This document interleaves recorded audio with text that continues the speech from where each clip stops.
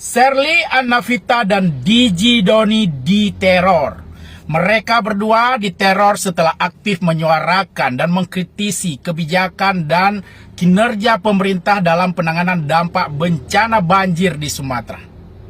Menurut kalian, siapa pihak yang berada di belakang aksi para peneror ini?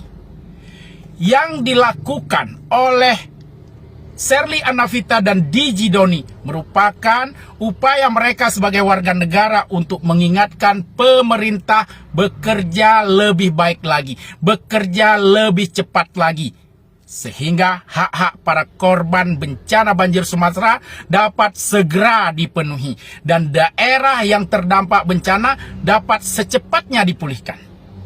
Yang mereka suarakan adalah upaya mereka agar pemerintah bekerja on the track. Dan yang mereka lakukan jelas merupakan hak demokrasi dan hak konstitusi warga negara yang dilindungi oleh undang-undang. Sementara aksi teror jelas merupakan perbuatan melawan hukum yang melanggar undang-undang.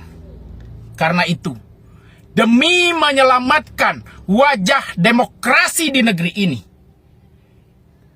pihak Polri sudah sepatutnya untuk segera menangkap para pelaku teror tersebut.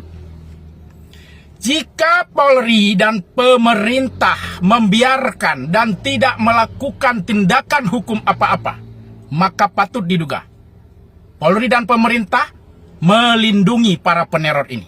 Dan kalau benar itu yang terjadi, patut diduga pula pemerintah berada dan bertanggung jawab di balik aksi teror terhadap Sherly dan Doni.